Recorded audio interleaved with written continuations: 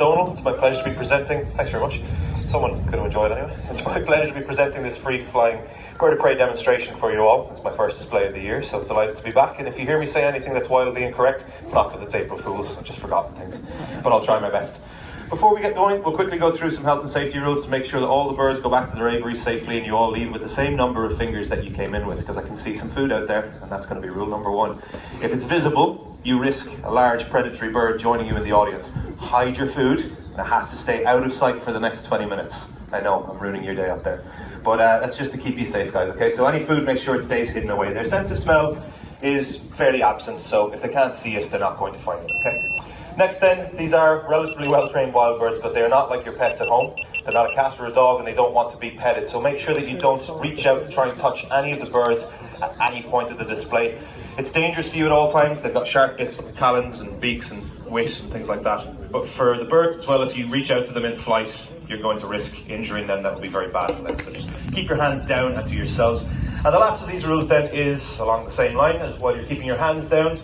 Make sure you keep your heads down as well. And by that I mean just stay in your seats, alright? You're not going to have to duck at any point, hopefully, we'll see. But if you do stand up all of a sudden, you risk being involved in a collision. If you raise your hands above your head to take a picture, same thing, they could crash into your hands or your head.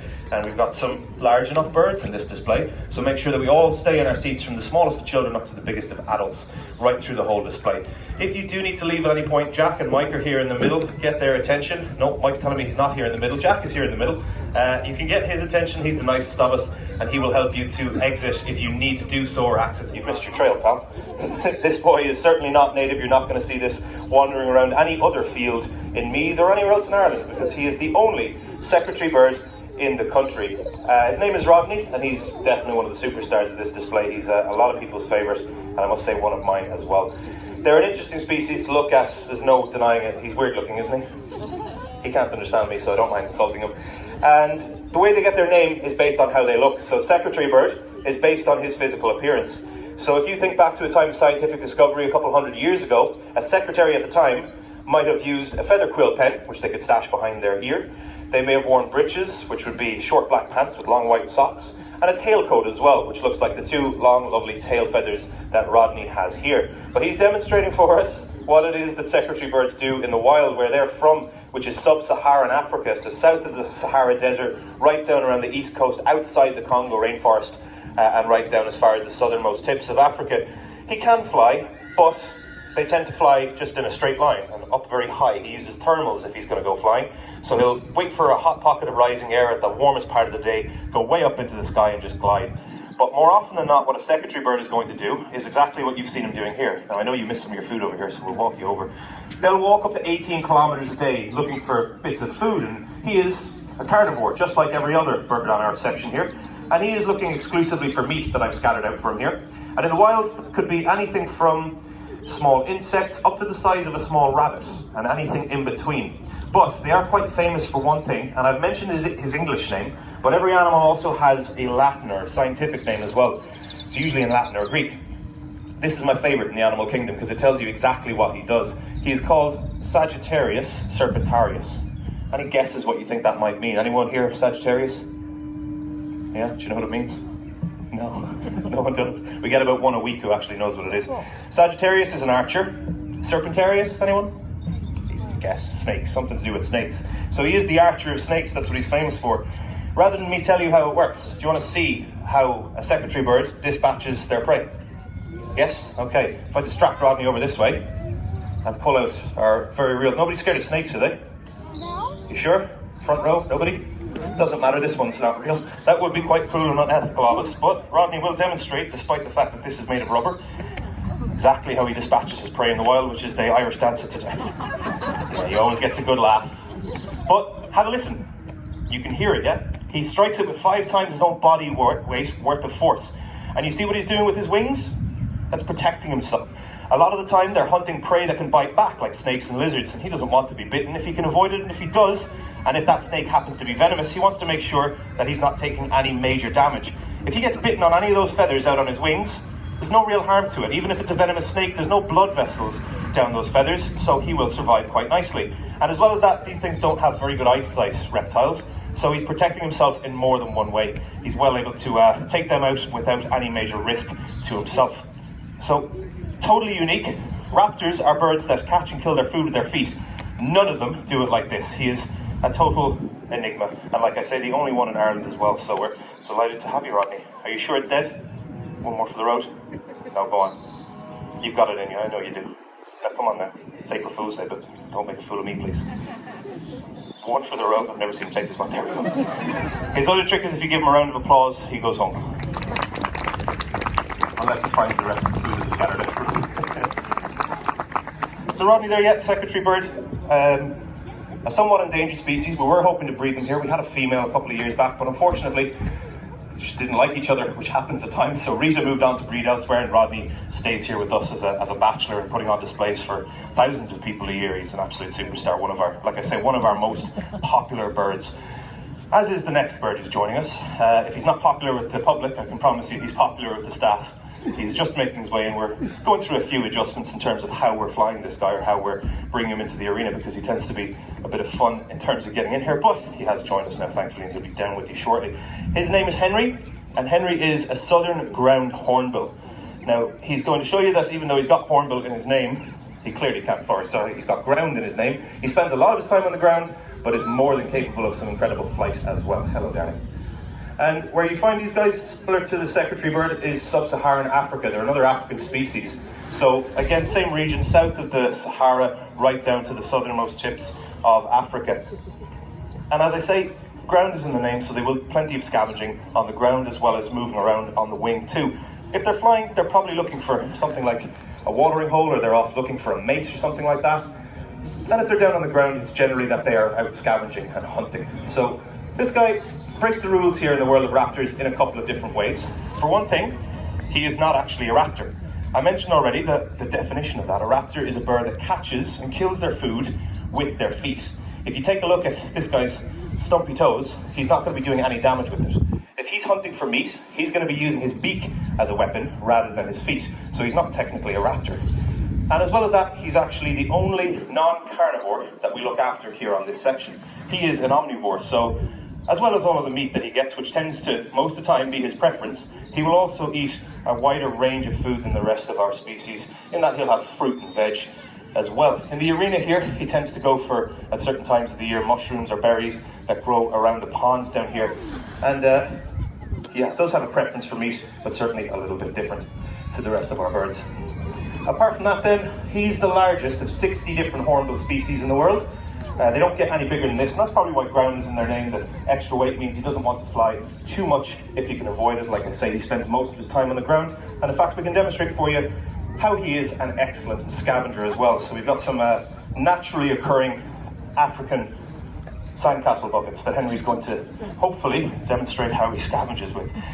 That can involve anything like turning over rocks and logs in the wild. Obviously these are not a very naturally occurring material, but he still knows that there might be food hidden underneath them, even without us having trained him with food under there. He's just such a curious soul that he's going to knock over the buckets and see what he can find anyway. Or he might find more of Rodney's food that he left behind. As I mentioned, he would do that. Or just go looking for something he can find in the bushes.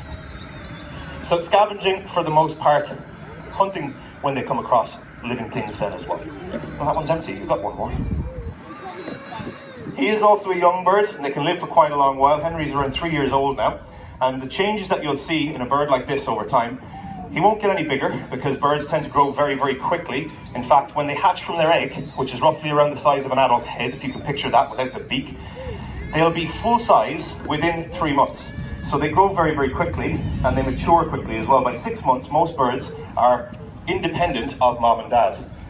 And this guy will be no different to that, except for the fact that the hornbill will live in social groups in the wild of about 10 or 12 individuals. So he's at full size, but what will change about Henry over time is the colour of his face. When he hits maturity, around 6 or 7 years old, that will turn into a very deep red colour instead of the orange that you see there at the moment. And the other point to make about him is, you might have noticed, his beak is not quite at its full extent. Unfortunately for him, and this is about 2 years ago now, he broke a piece of his beak off, just trying to have fun in his aviary as he always does. And it will grow back because it's made of a thing called keratin, which, if you haven't heard of, is the very same as your your nails and your hair are made of. So those things grow quite slowly, as you know, but they will grow. It will grow back to full splendor. We do have an adult, an older, a fully mature hornbill as well. His name is Albert, living up behind the rest of our aviaries up past the meerkats. If you go and take a look at him, you will see that beak will eventually look like on Henry as well. So I mentioned that they have a long lifespan. Henry is still a bit of a baby here in that he's only 3 years old. He could live up to 50 or 60 quite easily in captivity, so he's got plenty more time with us for that beak to grow back. And we're delighted to have him as well. They are, again, unfortunately, like most of the things that we have here, and sadly, like most wild animals at this point, somewhat endangered. So we are hoping that eventually we will be able to breed from one or both of our hornbills in the future. And the difficulty with that is finding females, unfortunately. They're few and far between in captivity, so it will be a bit down the line. Now, it has just dawned on me as Zulu has joined us here, we very much have an African display going. Another African species here is Zulu, our Bateleur eagle. So again, similar range, sub-Saharan Africa, except these guys will do things completely differently to what you've seen so far. We've had two ground birds, and this time now we've got someone who's very much going to be up on the wing most of the day, as any eagle would. But Zulu, despite being an eagle, we do like to talk about how he's different from other eagles more than how he's the same, because Bateleurs are quite a distinctive eagle species. So just to give you the general bits on eagles, obviously they're quite famous for monogamy. So they will join into a monogamous pair very young in their lives, around 6 or 7. And as I said, these birds can live for maybe 50 or 60 years. So they'll spend a long time together. And as well as that, they're famous for being kind of the apex predator of the sky as well. So nothing really frightens a bird like this when they're out hunting. They're capable of taking on anything or escaping from anything if they need to as well. Also quite famous then for their wingspan, eagles, so quite a large wingspan here in particular on Zulu. And they'll use that to, like I mentioned with the secretary bird, rise up to a great height, soar up there, and use their exceptional eyesight to, someone got a wink to the face there, did they? Congratulations. And use their exceptional eyesight to spot food or prey down on the ground. A lot of people would think that they're purely hunters, but eagles are actually quite lazy. So if they can avoid doing any work at all, that is what they will do. So they'll always scavenge before the hunt. If something's already dead, there's no risk to them, and it's a much easier meal. Oh, you lost your food. Any guesses? Yeah, shout it out. Beak. Beak is about average. In fact, it's quite a good beak, actually. I can attest to that. Anyone else? Wings are quite long. Tail, you're getting there. So Bateleurs fly very differently to most eagles in that they have that very short tail. And to point out, a tail is how a bird steers themselves. So with less of a tail, Zulu is not able to steer very well on the wing.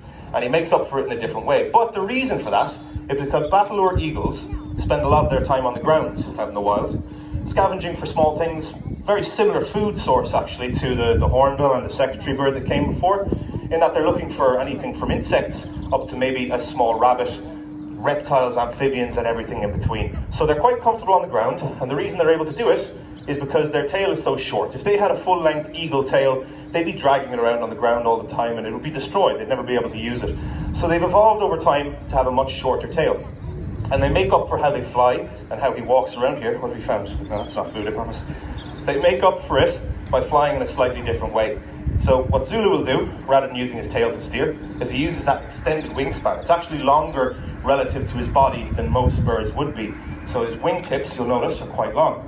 And when he gets into a nice long glide, the way that they'll balance, rather than using the tail to steer, is that they'll do this lovely little wobble, and it's partially where they get their name from. So you've seen him walking around on the ground, and you'll see him do a nice long flight now next, and he'll demonstrate in both those ways why they're called Bateleur. Bateleur is an old French word for something along the lines of a tightrope walker or a circus performer along those lines.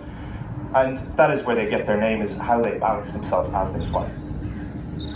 But again, then going back to how he is an eagle like any other, there's that lovely wobble on the way in. They're, of course, an excellent hunter, so their eyesight probably being their strongest feature just before their talons. If we had the eyes of that eagle, you'd be able to read a newspaper headline way down at the circus tent at the far side of the bison field here. So they maintain detail over much greater distance, and they also see at a faster rate than us as well. So they're able to make decisions much better in real time than we would be able to.